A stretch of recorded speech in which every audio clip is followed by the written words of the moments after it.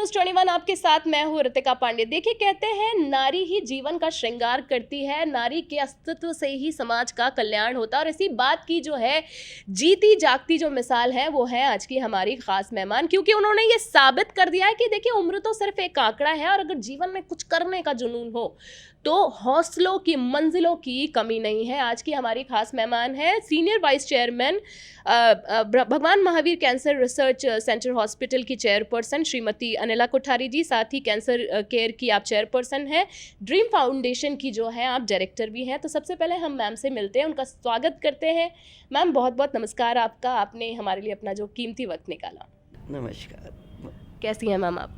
बस बिल्कुल ठीक है और आपको देख के और भी अच्छे हो गए। मैम, आपकी पर्सनालिटी बहुत ग्लोइंग है। जब हम आपसे कल मिलने आए थे तो अभी आपके चेहरे पे एक जो स्पार्क है, एक वो वाकई में देखने लायक है। कैसे अपने आप को आप इस तरह से मैनेज रखती हैं, कैसे कर लेती हैं? एक्चुअल क्या, जिस सोशल वर्क में मैं हूँ और कैंसर पेशेंट के बीच में जहाँ रहती हूँ, तो मैंने देखा कि दुख दर्द तकलीफ़ कैसे खुशियों में बदल सकते हैं। जी। तो वो एक उत्साह बनाए रहता है कि भाई ये इतने दुखी लोग हैं या परेशान लोग हैं या अशांत लोग हैं, तो इनको कैसे अपन काउंसलिंग करके इनको मजबूत करें। तो जो काउंसलिंग करते हैं, जो बातचीत करते हैं, जब बोलते हैं कि नहीं हैप्पी रहो, आया है तो जाएगा, ठीक हो जाओगे, तो अपने आप वो काम की खुशी। उसके पहले आप खुद को इतना पॉजिटिव रखती हैं कि आपको देख के ही वो पॉजिटिविटी उनको मिलती है। पॉजिटिव तो रहना ही पड़ेगा, पॉजिटिव रहना पड़ेगा। पॉजिटिव रहे बिना हम कुछ भी नहीं कर सकते। बिल्कुल मैम। हाँ, प्लीज़ बोलिए। काम के प्रति पॉजिटिव नहीं होंगे तो काम भी नहीं हो पाता है।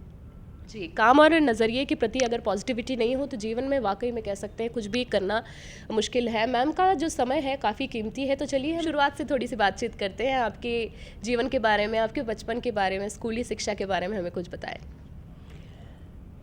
मैं जयपुर की हूँ, यहीं मेरा जन्म हुआ है और यहीं पढ़ाई लिखाई मैंने कंप्लीट की है। बीरवाली का जो हमारा स्कूल था उसका नाम है। फिर महारानी कॉलेज में गई मैं 3 साल तक, उसके बाद में मेरी शादी हो गई। शादी हो गई। परिवार में कौन कौन है मैम आपके? मेरा परिवार एक जॉइंट फैमिली है। मेरे फादर 5 भाई, एक बहन है और बहुत बड़ी फैमिली में हम लोग बड़े हुए हैं। जैसा कि आजकल एजुकेशन के लिए जगह जगह क्लासेज लगानी पड़ती है, जी। लेकिन जॉइंट फैमिली में सब जगह क्लास ही क्लास है। आपको हर चीज़ आ जाती है, कंप्रोमाइज़ कैसे करते हैं, एडजस्टमेंट कैसे करते हैं, सहन शक्ति कैसे होती है, सहनशीलता क्या होती है, सबका रेस्पेक्ट कैसे करना चाहिए, सबकी सेवा कैसे करनी चाहिए। तो देखा जाए तो ये सब चीज़ जॉइंट फैमिली की देन है। आज मैं जो हूँ वो परवरिश की उस समय के संस्कारों की देन है। उस समय स्कूल और कॉलेज की जो पढ़ाई होती थी वो भी इसी शिक्षा की देन है कि आज यहाँ तक पहुँचने में मेरी वो मददगार रही है सब कुछ। बिल्कुल, कि जैसे कि हमने मैम के बारे में जब सर्वे किया था तो हमने देखा कि इनके जो पिताजी हैं वो स्वतंत्रता सेनानी रहे। माताजी जो हैं बहुत ही धार्मिक प्रवृत्ति की आप रही हैं, तो उनके बारे में कुछ बताना चाहेंगी? मेरे फादर फ्रीडम फाइटर थे और उन्होंने बहुत कुछ किया, जेल भी गए थे, मार भी खाई थी, सब कुछ किया था और बहुत मॉडर्न विचारों के थे। उन्होंने उनकी हम 6 लड़कियां हैं, लेकिन उन्होंने बहुत अच्छे से पाल पोस के बड़ा किया, कहीं भी रोका नहीं, पूरा फ्रीडम हमें दे रखी थी क्योंकि उन्हें हमारे पर पूरा कॉन्फिडेंस था। हाँ, तो हम लोग सब जगह जाते थे, आते थे, सीखते थे, बतलाते थे और उनके इतने सेवाभावी भी थे बहुत ज़्यादा। परिवार में या समाज में कोई भी बीमार होता तो सबसे आगे रहते थे। तो जब बचपन से जो चीज़ देखता है ना वो उसमें आती है। सिखाने से कम देखने से और उसी तरह के माहौल में रहने से ज़्यादा आती है। और माँ मेरी बहुत धार्मिक थी, बहुत ज़्यादा। बिल्कुल, हमने पढ़ा आपके बारे में। और बहुत सिंपल लेडी थी। मेरे फादर ने जब पर्दा सिस्टम था तो उनसे पर्दा हटवाया, बहुत साल तक खादी भी पहनी उन्होंने और मेरे फादर तो शुरू से खादी पहनते थे। बिल्कुल। तो ये आज उसी की देन है जो आज हम इसको चेयर पे बैठे हुए। बिल्कुल। मैम, जो जिस दौर की आपने बात की, तो उस टाइम पे आप लड़कियों को इतनी आज़ादी दी जाती थी, आप उस समय स्कूल के टाइम पे ना जीवन को कैसे देखा करती थी? इतनी आज़ादी दी जाती थी, वो कुछ करना चाहती थी तो उन्हें इतनी फ्रीडम मिलती थी। हालांकि आपने जिक्र किया आपके पिताजी का, मगर मैं इस दौर की बात कर रही हूँ। एक्चुअली स्कूल हम जब जाते थे तो हमारे समाज का स्कूल था, और जेनी लड़कियां उसके अंदर जाती थी ज़्यादातर, और हमें बहुत अच्छा माहौल मिला और बहुत कुछ सीखने को, बहुत कुछ करने को मिला वहाँ पर। जैसे हर सैटरडे को प्रोग्राम हुआ करते थे, उसको हम लीड करते थे। हमारे स्कूल की लड़कियों को, बच्चियों को हम लोग सिखाया करते थे और डिसिप्लिन में बहुत रहते थे। तो डिसिप्लिन में रहने से, और उस समय स्कूल तक तो छूट थी। फिर जब शादी का टाइम आया तो सब कहते थे कि नहीं नहीं, कॉलेज नहीं भेजना है, क्योंकि हमारे समाज में लड़कियों को कॉलेज नहीं भेजा जाता था। लेकिन ये मेरे फादर और मेरी ग्रैंड मदर, वो दोनों इतने मॉडर्न विचारों के थे, नहीं इसकी इच्छा तो पढ़ने जाएगी। तो मैं स्पोर्ट्स में बहुत ज़्यादा थी, पढ़ाई में बहुत ज़्यादा नहीं थी। कौन से स्पोर्ट्स में? कौन सा? मैंने सारे स्पोर्ट्स खेले और सब टूर्नामेंट्स में भी जाते थे और नेशनल टूर्नामेंट्स में भी गई हुई हूँ। नेशनल टूर्नामेंट्स में हाँ। भी गई हैं।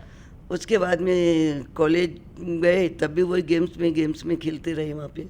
तो मतलब बहुत अच्छी ज़िंदगी हमने बचपन की जी है। माता पिता के वजह से एक तो बड़ा गर्व की बात होती है। मैम की बातों में से एक चीज़ से मैं सहमत हूँ। पहले तो बड़ा गर्व होता है कि हम भारतीय हैं, हमारे भारत में इतनी आज़ादी हमको दी गई और ऐसा परिवार अगर मिल जाए तो आप जैसी जो महिलाएं हैं, जो मिसाल हैं, ये होने से कोई रोक नहीं सकता। मैम कल जब आज आपसे मैं मिली, सुबह आपसे बातचीत की, तो हम बात कर रहे थे आपसे कि आपका इंटरव्यू कहाँ लें, आपके निवास पर लें या आपके ऑफिस में लें। तो मैम ने बड़ी मासूमियत से मुस्कुराते हुए मेरे को एक चीज़ बोली जो मुझे बड़ी अच्छी लगी थी कि घर पे लेंगी तो घर जैसा लगेगा कि घरेलू महिला है, और अगर ऑफिस में लेंगी तो लगेगा थोड़ा काम काज है। बड़ी मैम ने मजाक में, हम एक नॉर्मल बातचीत कर रहे थे, पर बड़ी गहरी बात कहीं ना कहीं उन्होंने कर दी। क्योंकि आमतौर पे लोगों को लगता है कि जो महिलाएं घर पर होती हैं उनके पास कोई काम नहीं है। तो आपको क्या लगता है कि औरतों का अस्तित्व कहाँ है? कैसे देखती हैं इस बात को आप?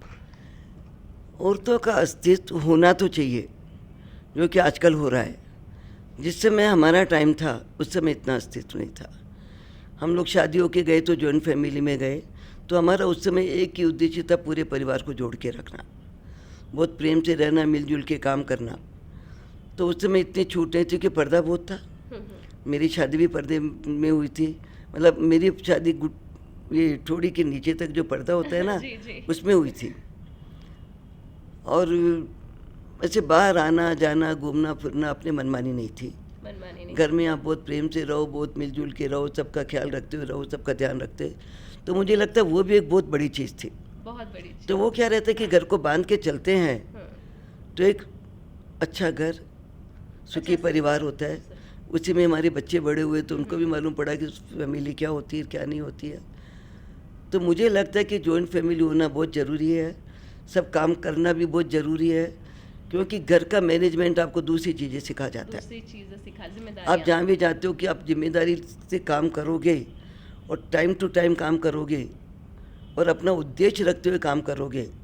तो पहला उद्देश्य स्कूल और कॉलेज का था, बचपन का था, खेल कूद मौज मस्ती सब कुछ थी उसके अंदर। हाँ। उस समय फिर शादी हुई तो अपना जिम्मेदारी, अपने परिवार की जिम्मेदारी, अपनी सबकी जिम्मेदारी रखते हुए, बच्चे हुए तो उनकी जिम्मेदारी, उनके पढ़ाई लिखाई, उनके संस्कार की जिम्मेदारी। तो आपका एक बहुत बड़ी जिम्मेदारी का पार्ट है सेकंड पार्ट लाइफ का, शादी के बाद का।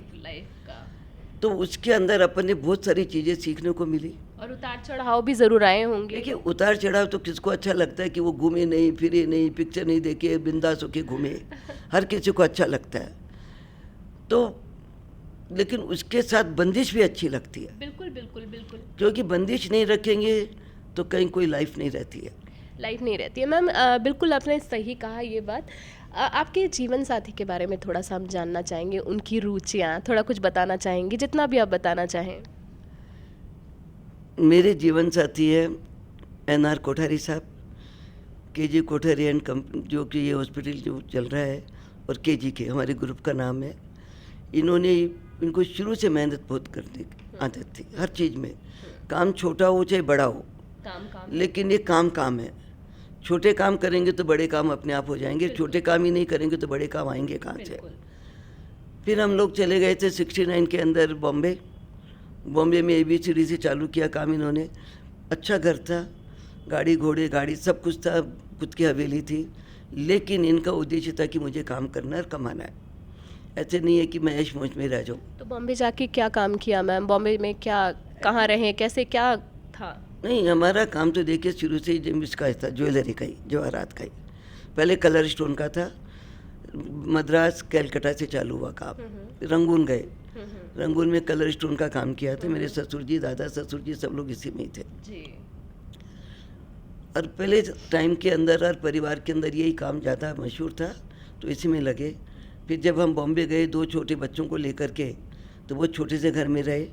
स्टार्टिंग पॉइंट है, रह सकते थे बड़े घर में, लेकिन इनकी ये इच्छा थी कि मैं खुद के बलबूते पे खड़ा होकर के खर्चा करूँ तो ज़्यादा अच्छा है।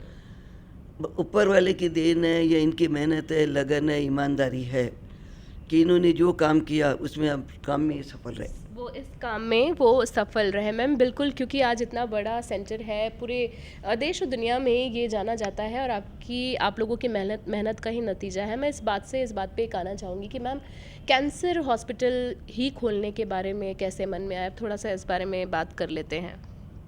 जब ये लगा कि मेरे हस्बैंड जो काम करते हैं वो इतना कमा रहे हैं, इनको बिजनेस का बहुत शौक है, आज भी शौक है, तो मेरे मन में एक अंदर से कुछ कुछ होता था कि इतना पैसा कमाया और कल ने सोसाइटी को नहीं दिया या गरीबों के लिए कुछ नहीं करा, तो मेरे मन में लगा रहता था कि कुछ करे कुछ करे कुछ करे। तो अचानक एक ऑफ़र आया कि कैंसर हॉस्पिटल जो जयपुर में चालू होने वाला था, शेखर वत्स साहब ने ज़मीन दी अपने को। तो काला फैमिली है, काला फैमिली वाले, वो कैंसर था उनको, विद्या विनोद जी काला सब परिचित होंगे उनसे। तो उन्होंने ऐसे महावीर जयंती के पर बैठे हुए थे, बोले आप ज़मीन देते हो तो मैं कैंसर हॉस्पिटल राजस्थान में बना सकता हूँ। आप विश्वास नहीं करोगे उस समय के राजनेता कैसे होते थे। ऑन द स्पॉट उन्होंने ज़मीन दी, बोले ठीक है ज़मीन मैं अभी लिख के देता हूँ, बनाओ आप कैंसर हॉस्पिटल। कैंसर हॉस्पिटल चालू हुआ, लेकिन इसमें बहुत पैसा चाहिए। जी बिल्कुल। अब अपने यहाँ पे क्या होता है, शुरू में तो सब जितना देना होता है दे देते, बाद में मंदिरों में तो बहुत देते हैं, लेकिन इसमें बहुत जो कम। सही जगह आना चाहिए मानवता सही के जगह, लिए, हाँ। वो वहाँ नहीं आता। वो वहाँ नहीं आता। मंदिर में आप करोड़ों रुपए खर्च कर देता है बिल्कुल इंसान, मैम। लेकिन ये मेडिकल लाइन के अंदर उस समय बहुत कम होते थे, तो बहुत बीच में काम रुक गया। काम रुकने के बाद में कई जगह प्रपोजल आए गए, सब कुछ हुआ। तब जब ये प्रपोजल आया कि भाई कोठारी साहब ले सकते हैं ये काम और कर सकते हैं, और वो सक्षम भी थे, क्योंकि उस समय तक दुनिया में इन्होंने पूरी दुनिया में अपना साम्राज्य फैला लिया था। बहुत अच्छी बात है मैम। कम से कम 17-18 ऑफिस इन्होंने अपने बाहर विदेश में और इंडिया में मिला करके खोल दिए थे, और हजारों आदमी काम करते थे। तो मेरे को एक मौका मिल गया कि भाई ले लो।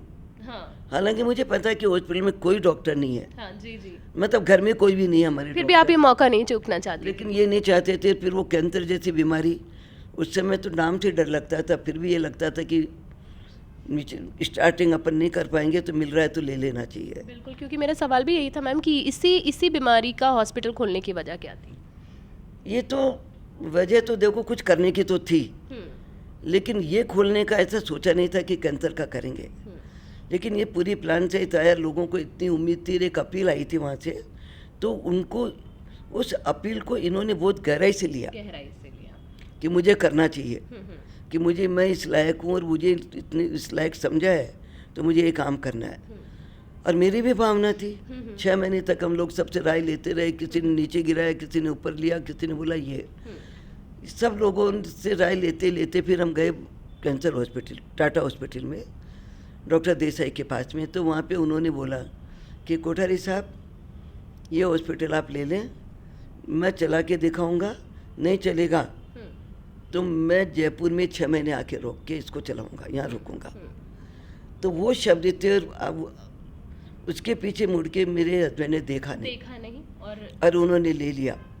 लोगों ने बहुत डराया कि आप फेल हो जाओगे, बोले मैंने मेरी ज़िंदगी में फेल होना सीखा ही नहीं है। ये जो तो ये जो मनोबल जो था उनका, और जो कहते थे वो करते थे, कभी आज तक मैंने देखा नहीं कि इन्होंने जो बोला नहीं हुआ, करके दिखलाया। चैलेंज पीछे मतलब कह सकते हैं कि सर ने कभी कदम नहीं उठाया, और उसी का नतीजा है कि आज आप लोग इस मकाम पे हैं। मैम अस्पताल की थोड़ी सी बात कर लेते हैं। अस्पताल द्वारा किए गए कार्य हैं, नवाचार हैं, कुछ उपलब्धियों के बारे में थोड़ा सा आप हमें बताएं। ऐसे तो बहुत अनगिनत हैं, हम खुद भी देख रहे हैं, पर आपके ज़रिए हम थोड़ा सा जानना चाहेंगे। जब ये हॉस्पिटल चालू हुआ तो मेरे जो बच्चे थे सबकी शादी हो चुकी थी। शादी होके वो सब अपने अपने बिजनेस में चले गए। कितने बच्चे हैं मैम आपके? मेरे 3 लड़के और 1 लड़की है। तो तीनों लड़के मेरे हस्बैंड का जो काम था उसी को और आगे बढ़ा रहे हैं, वो ही कर रहे हैं काम। और मेरी बिटिया की शादी जयपुर में ही हुई है। तो सब ये एक दिमाग में बहुत बड़ा क्वेश्चन था कि अब मैं क्या करूँगी, क्योंकि मैंने फालतू टाइम नहीं कभी किया कि मैं क्लब में चली गई, घूमने फिरने चली गई, या ताश पत्ती खेल लिया, या कभी शौक मौज कर लिए। तो एक बहुत बड़ी मेरे दिमाग में अशांति भरी हुई थी कि अब मैं क्या करूँगी। तो अचानक ये हॉस्पिटल आया तो एक उमंग जग गई। उमंग जग गई तो फिर यहाँ आकर के हमने सोचा कि भाई ठीक है, अपन मेडिकल लाइन के तो है नहीं, तो क्यों ना अपन एक अपनी टीम बना लें। हमने 10-12 लेडीज़ की एक टीम बना डाली कि ठीक है, इस हॉस्पिटल में अपने को काम करना है। और ये हॉस्पिटल में जब से हैं, जब एक भी पेशेंट नहीं था और डॉक्टर की टीम हमारी यहाँ रहती थी, हम भी अपनी टेबल कुर्सी लगा के रहते थे। टेबल कुर्सी लगा के रहते थे और बहुत बड़ा हिम्मत का काम किया है। आज ये फाउंडेशन, ये हॉस्पिटल, ये रिसोर्स सेंटर आज इतनी बड़ी उपलब्धियां पा चुका है। पर जैसे कि मैम ने बताया, जब शुरुआत की थी तो कोई भी नहीं था, ये तो बहुत बड़ी बात है। मैम, हमने जब आपके बारे में बहुत कुछ जाना तो हमने कोरोना काल में भी आप लोगों ने बहुत किया है, समाज सेवा की है। आपका एक फाउंडेशन है, ड्रीम फाउंडेशन, अगर उसके बारे में थोड़ा सा भी कुछ आप बताना चाहें तो। उसके पहले तो मैं ये बतलाऊँगी कि कैंसर केयर एक हमने संस्था बनाई थी जी मैम। जिसमें महिला मेंबर और 80 मेंबर है। आपको बता दूं, कम से कम 20 लेडीज डेली 97 से आ रही हैं। अभी भी वो लोग रेगुलर हैं, रोज़ आती है, हर पेशेंट से मिलती हैं, उनका दुख दर्द सुनती हैं। क्योंकि एक उद्देश्य सबसे बड़ा यही था कि आने वालों को हम कैसे हिम्मत दें, उल्लास दें, जैसे कि वो, क्योंकि जो आएगा वो हताश आएगा, निराश होकर आता है। और एक ये बीमारी ऐसी है कि इसके अंदर पैसा, टाइम और वेदना, और फिर भी भरोसा नहीं था उस समय। बिल्कुल मैम। आज तो आम आदमी को भरोसा है कि कैंसर ठीक हो जाएगा, मैं इलाज कराऊँ। लेकिन इसका दुर्भाग्य क्या है कि इसका पता ही नहीं चलता है। इसका पता चलता है लास्ट स्टेज में। तो इस तरह से इसमें फ़ंड की भी बहुत ज़रूरत पड़ती है।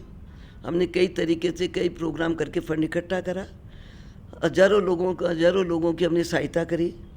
बहुत सारे कैंप लगाए, वहाँ से ले करके आए हम लोग पेशेंट को, जिससे कि वो ठीक होके भी गए। ऑक्सीजन सिलेंडर्स के बारे में बात करें, भोजन की बात करें, रहने की व्यवस्था की बात करें, पेशेंट्स के मुफ्त इलाजों की बात करें। जब मैम के बारे में हमने ज़्यादा जानकारी ली, जब उनके बारे में सर्वे किया, तो बहुत कुछ किया गया है। मैम, ड्रीम फाउंडेशन के बारे में आप कुछ बता रही थी।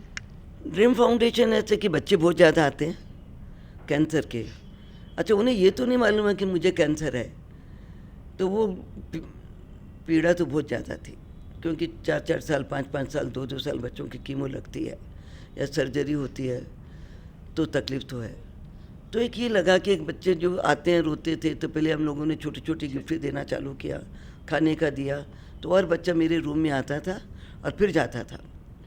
फिर एक बच्चा बहुत रो ही रहा था, तो मेरे पास एक, आपको ध्यान हो, जेट एयरवेज में बैग मिला करते थे बच्चों को। बिल्कुल बिल्कुल मैम।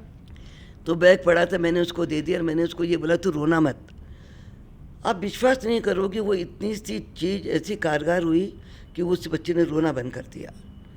उसने जब रोना बंद किया तो हमें लगा कि इन बच्चों की तो बहुत छोटी छोटी इच्छाएं हैं। फिर हम लोगों ने एक विश फाउंडेशन बना डाला और बहुत सारे बच्चों की विश पूरी की। पहले कई फिल्मी स्टार को मिलाने ले जाते, पिक्चर ले जाते, घुमाने ले जाते, सब कुछ करते थे, और जो उनकी इच्छा वो दिलाते थे। यहाँ तक कि बॉम्बे भी लेके गए हम लोग उनको। बाद में ये लगा कि वो इच्छा तो फिर बढ़ गए बहुत हॉस्पिटल। अब आप सोचो लो कि एक सेलिब्रिटी से मिलाने के लिए आजकल तो बिना पैसे बात नहीं होती है। उस समय जब आते थे तो उनकी भी इच्छा करती थी कि हम ऐसे बच्चों को कुछ गिफ्ट दें। सब महात्मा लोग आ गए, साधु लोग आ गए, सब रामदेव बाबा क्या, रविशंकर जी क्या, सारे लोग आए हुए हैं यहाँ पर, और बच्चों की विश पूरी करते थे वो लोग। उसके बाद एक रिजल्ट और निकाला कि बच्चा एक गिफ्ट लिया तो 6-8 महीने में बोर हो गया। बिल्कुल, ये बात भी है। तो उसके बाद में हम लोगों ने सोचा कि इनके प्रोग्राम करो। साल में 2-3 प्रोग्राम हम लोग इनके वो करते हैं, बर्थडे मना देते हैं। फिर सब अलग अलग तरह के प्रोग्राम करते रहते हैं। कभी आपके जादू का कर दिया, तो कभी पेंटिंग क्लास कर दी, तो स्टोरी टेलिंग कर दी, कभी नाच गाने का कर दिया, और खाने पीने का पूरा ध्यान रखा जाता है। तो इस तरीके से बच्चों को, बीमार भले ही वो हैं, उनका मन बच रहा है, उनको हौसला दे रहे हैं। आपकी फाउंडेशन ये काम कर रही है। मैम, बहुत सारी बातें हैं ऐसे करने के लिए, पर हम जानते हैं कि आपका वक्त काफ़ी कीमती है।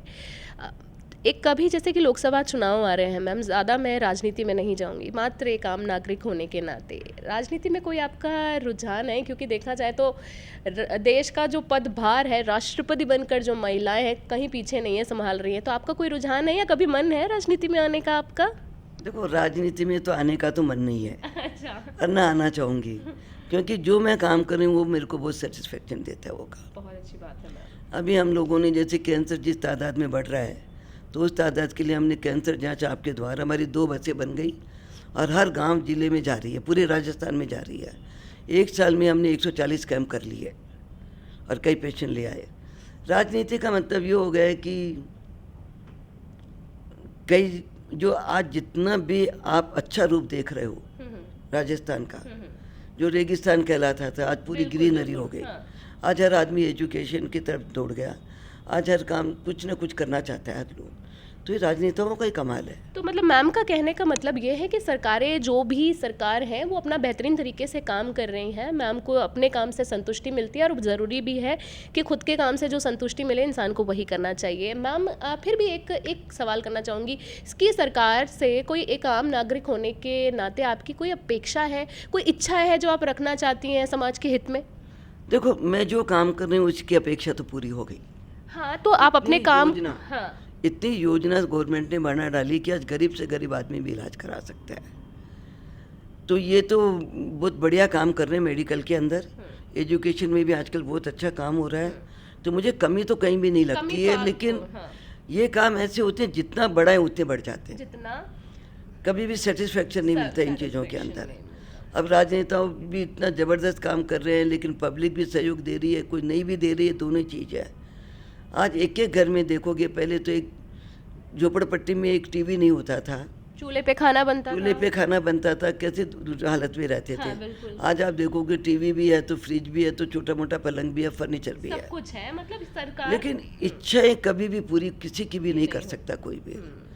इच्छा तो ऐसी है कि एक कंप्लीट होती है, दूसरी जागृत होती है, लेकिन गवर्नमेंट बहुत कुछ कर रही है और बहुत अच्छा करेगी। और आगे सब आदमी को एक उम्मीद रखनी चाहिए कि भाई हम बहुत अच्छा काम कर रहे हैं। और मैं तो एक चीज़ ये भी कहना चाहूँगी कि कैंसर जिस तरह से बढ़ रहा है, अपना चेकअप करवाएं, हमारी बसें हर जगह जा रही हैं, हमसे कांटेक्ट करें। भगवान महावीर कैंसर हॉस्पिटल की 2 बसें जो रोड पे जा रही हैं और एक एक आदमी का चेकअप कर रही हैं, न उनका कुछ खर्चा होता है न कुछ होता है। आने वालों का, गरीबों का हम लोग जज करते हैं। हमारे यहाँ कई सुविधाएं दी जा रही है, मतलब आप ये देख लो कि 250 बच्चों में से 200 बच्चे कैंसर फ्री हो चुके हैं यहाँ पर। कम से कम 4,500 बच्चों की हम विश पूरी कर चुके हैं। ये वो माहौल मिलता है यहाँ पे कि गरीब और अमीर दोनों को एक जैसे ही ट्रीटमेंट मिलता है। मैम की बातों से, मैम से मैं एक बहुत इंपॉर्टेंट बात जानना चाहूँगी। हालांकि ये तो एक डॉक्टर डिटेल में इस चीज़ के बारे में बता सकते हैं, पर मैम इस चीज़ से कितने दशकों से जुड़ी हुई हैं, तो मैम हमें ये बताइए कि एक आम जो लोग होते हैं उनको कैसे पता, मतलब सिम्टम्स क्या होते हैं, इनिशियली इसका क्या इलाज हो सकता है, मतलब कैसे पता चलता है, उनको किस स्टेज पे जाके कैंसर चेकअप कराना चाहिए? और या तो मैम खाली जो लोग सिगरेट्स पीते हैं, टबैको का जो सेवन करते हैं, उन्हीं को कैंसर होता है, या मतलब ये सब सेवन ना करने वालों को भी हो सकता है? कुछ अगर आप बताना चाहें तो। देखिए, बीमारी है, बीमारी तो किसी को भी हो सकती है, तो मैं टबैको लेने से ही सिर्फ नहीं होता। देखिए, एक पार्ट है कि अब बीड़ी, तंबाकू, सिगरेट, शराब, खान पीन, रहन सहन, जलवायु और आदमी की आजकल की जो लाइफ स्टाइल है कि रात को जगना और दिन में सोना, तो मैं तो इसमें एक चीज़ को नहीं मानती। अच्छा। हर चीज़ ऐसी हो गई है कि खान पीन में इतनी मिलावट हो चुकी है। दूसरी बात, बच्चे लोगों को रात को पूरी रात जगना, पढ़ना, वो करना, और अपने लोगों में कहते हैं कि सुबह जल्दी उठोगे ब्रह्म मुहूर्त में उनको, तो उनकी वाइब्रेशन अच्छी मिलती है, उनको सब चीज़ें मिलते हैं। अब वो चीज़ें एकदम ख़त्म होकर तनाव की ज़िंदगी जो जी रहे हैं, अब ये कौन से कंपटीशन ऐसे आ गए जिसमें कितना तनाव भर चुका है। पहले तनाव कम था, हैप्पीनेस ज़्यादा थी। अभी हर चीज़ में प्रेशर ही प्रेशर, जहाँ जाओ प्रेशर, इधर जाओ प्रेशर। आप कोई भी काम करोगे तो बिना प्रेशर के कुछ कर ही नहीं सकते हो।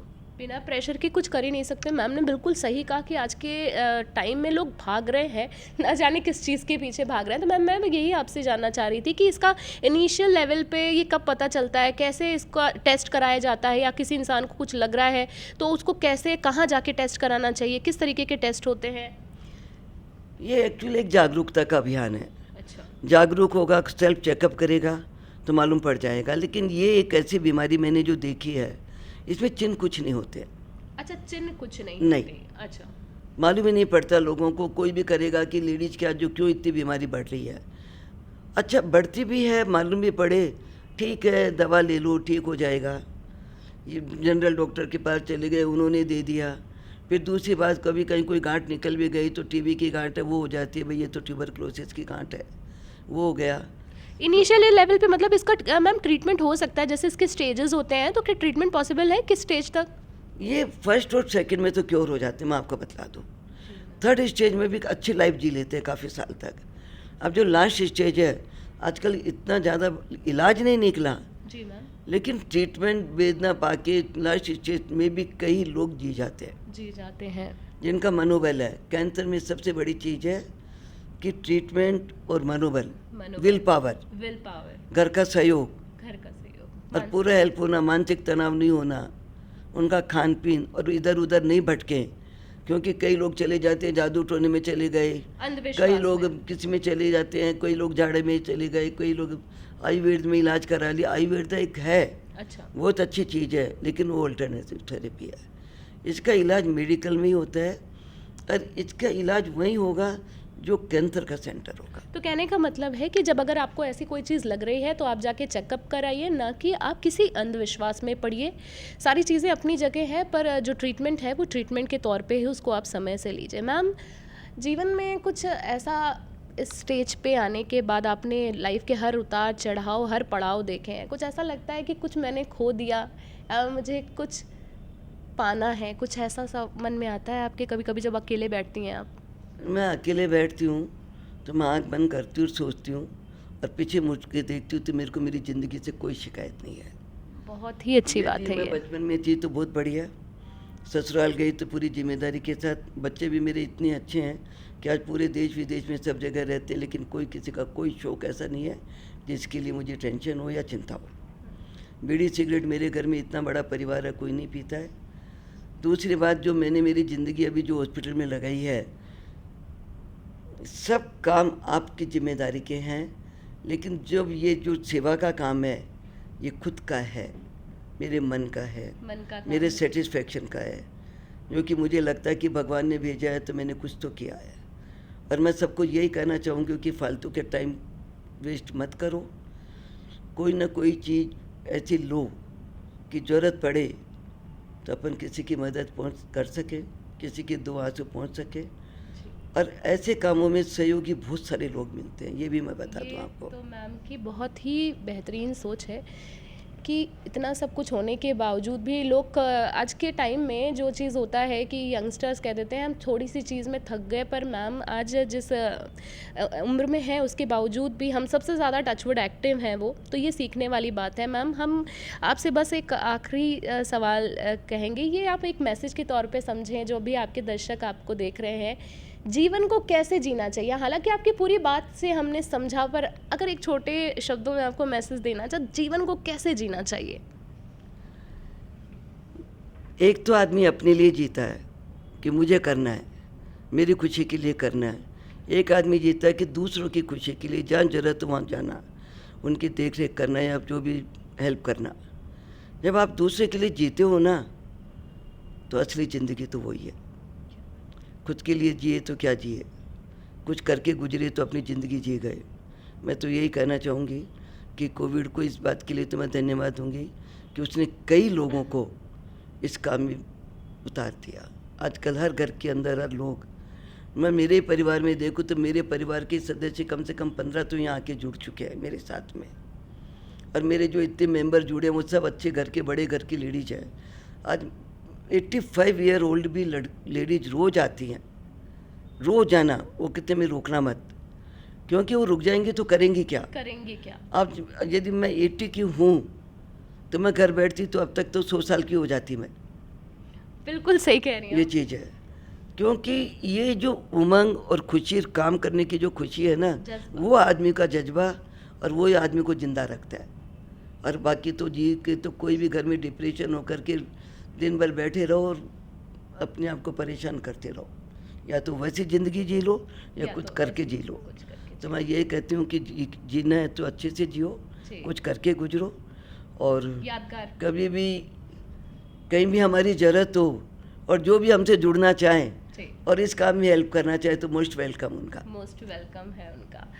मैम से जितनी बातें करो कम है। ये मैं सिर्फ इंटरव्यू के तौर पे नहीं बोल रही हूँ। जब मैंने मैम को फर्स्ट टाइम देखा था तो एक ऑरा होता है, हालांकि मैं इनसे छोटी हूँ, पर एक ऑरा होता है किसी व्यक्ति का, तो बहुत ही प्यारा ऑरा है। और सबसे बड़ी बात है मैम बहुत ही ज़्यादा ग्राउंडेड है, इतनी बड़ी संस्थान को संभालने के बावजूद भी इतनी हम्बल है। और सबसे बड़ी बात है उनकी पूरे इंटरव्यू में जो उनसे आज की चीज़ में मुझे सीखने को मिला है वो पेशेंस, जिसको सब्र बोलते हैं। उन्होंने अपने परिवार में भी वो चीज़ सब्र से काम लिया और आज इतनी बड़ी संस्थान को चलाने में जो एक जड़ का काम कर रहे हैं वो उनका सब्र कर रहा है।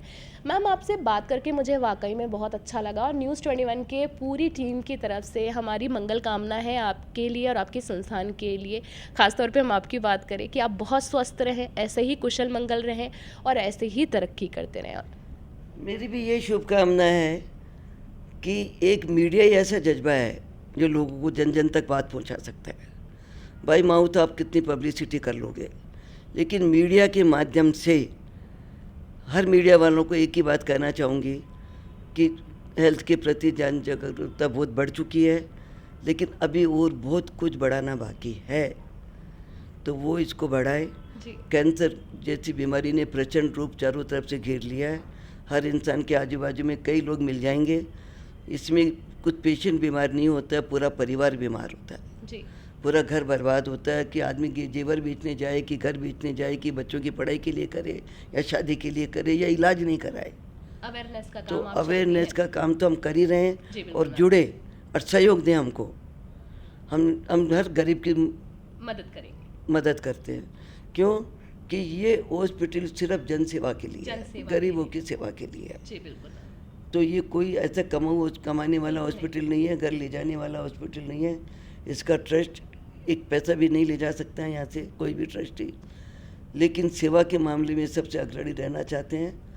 तो जो भी कभी भी जिसकी निगाह में भी कोई गरीब भी आए तो प्लीज़ हमें हम याद यहाँ करें पर- और यहाँ भेजें और हम उसका फ्री इलाज कर देंगे। जी मैम, बिल्कुल मैम। ये बहुत बहुत बहुत धन्यवाद आपका आज का कीमती वक्त देने के लिए। तो ये थी हमारे साथ श्रीमती अनिला कोठारी जी, जिनसे बात करके जीवन के बारे में बहुत कुछ सीखने को मिला है और जीवन को ऐसे मजाक ना समझे, क्योंकि जिस ला इलाज बीमारी पर इनकी संस्थान काम कर रही है, यहाँ पर आके आप लोग देखें तो जीवन की जो अहमियत है वो आपको पता चलेगी। तो इसी तरह की और भी ताज़ा अपडेट्स के लिए, इसी तरह की शख्सियत से मिलने के लिए बने रहें न्यूज़ 21 के साथ। जय हिंद, जय भारत।